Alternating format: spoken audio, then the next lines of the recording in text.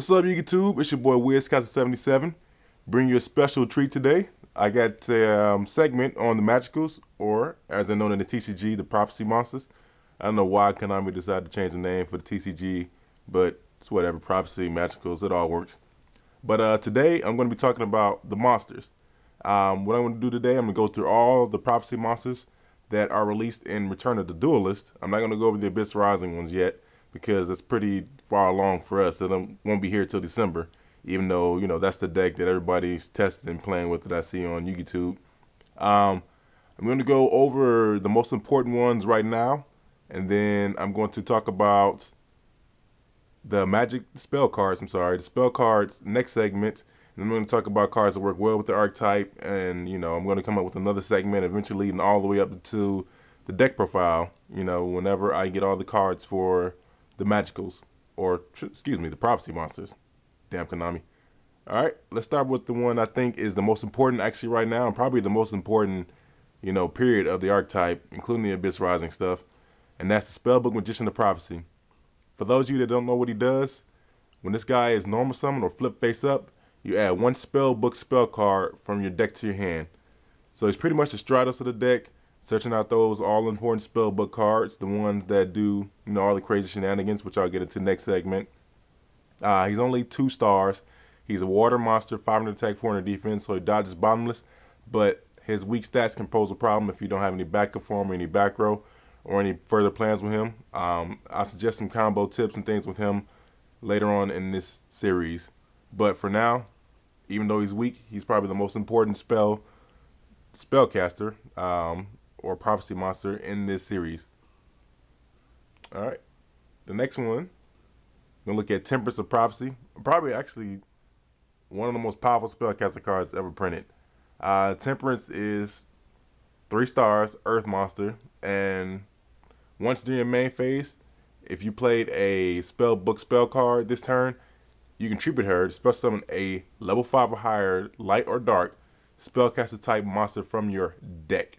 Now that's unprecedented, and it's actually pretty incredible that it allows you to spell summon a level 5 or higher spellcaster type monster from your deck. I mean, it's only light and dark, but honestly, the level 5 or higher spellcasters that matter are going to be light and dark.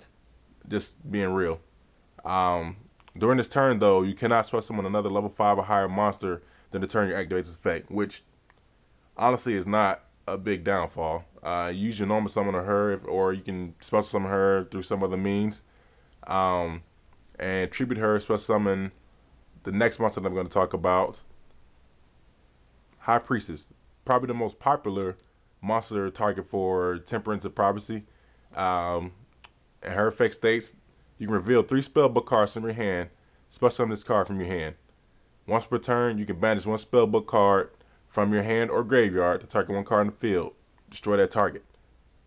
She is light and 7 stars, so a perfect target for Temperance. I noticed most decks run her in 3. I'm not sure what my ratio is going to be with her, but she's well worth running at 3, especially with a card like Temperance. You go get it from the deck, you know, put it on the field, pop a card, boom, you get a direct attack for 25, run over something, pop that back row that's in the way. She's pretty important. So that's the trio. You get the Magician, you got Temperance, and you got Priestess, which is pretty much run at 3 in just about every deck that I've seen. Next card is Prophecy Destroyer. This is a TCG exclusive, and he has a recursion ability. If this card is in your graveyard, you can banish 3 Spellbook spell cards from your graveyard, special summon this card from your graveyard. His artwork, although it's good, I'm not too excited about its artwork, mainly because of the way the rest of the Prophecy monsters look. He looks nothing like the rest of them, but, you know, I digress. He's a 2500 floating beater, so if he's in your graveyard, your opponent always has something to worry about. They constantly have to keep checking the number of Spellbook spell cards in your graveyard and, you know, wondering when this 25 floater is going to come back and punch him in the face with 25 damage. He's 6 stars, so it allows you to go on the rank 6 monsters if you have another rank 6 or level 6 on the field. And, you know, stats of Summon Skull, he's pretty decent. He'll actually be better when Abyss Rising comes out, but I'll talk about that later. Next, you got the Exceed, Hierophant of Prophecy. She's a rank 7 spellcaster, 2826. DMOC stats. Well, except for the rank. DMOC is level 8. She's rank 7. Dark. Once per turn, you can detach 1 exceed material from this card. Destroy spell or trap cards your opponent controls. So it's a Harpy Feather Duster. Up to the number of Spellbook spell cards in your graveyard. Now, if you have at least 2 Spellbook spell cards in your graveyard, that's pretty damn awesome. You know, which you probably will by the time you get her out, or him, or it, or whatever he, she, it is. I think it's a guy or girl. Anyway, by the time you get him out, by the time you get his card out, let me put it like that, you would have at least 2 or 3 Spellbook spell cards in your graveyard. And either your opponents are not going to set anything, or they're going to set 4 or 5, trying to compensate for the number of Spellbook spell cards you have in your graveyard. If you can get to this card is damn good. Yeah, 2 level 7 spellcaster type monsters is a high effect or high price, but you know, with Spellbook of Life, that's not really a big problem.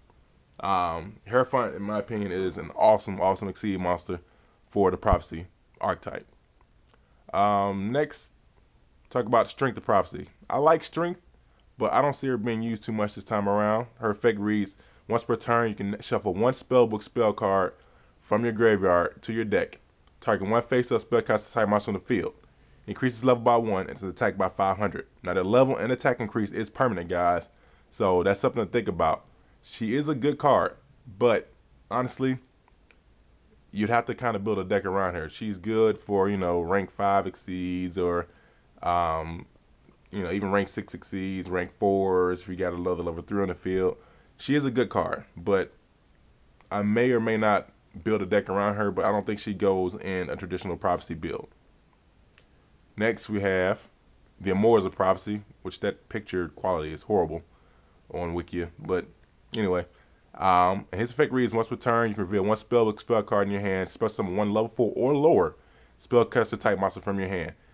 His effect is also incredible, guys, but again, I don't see his effect being, or this card being used much in traditional Prophecy builds. Maybe, you know, a deck built around him and Strength that I can come up with, tinker around with, but right now, you're going to focus on High Priestess, Temperance, and Spellbook Magician. And last but not least, there's no TCG artwork for this card, but man, I love this artwork. This artwork to me is probably one of the best of the Prophecy monsters. It just looks incredible. Kind of looks like Link, you know, one of my favorite video game characters. His effect reads, once per turn, you discard 1 Spellbook spell card. Add 1 spellcaster type monster from your graveyard to your hand. Of course, it can only be activated once per turn. He's a beater, 1800.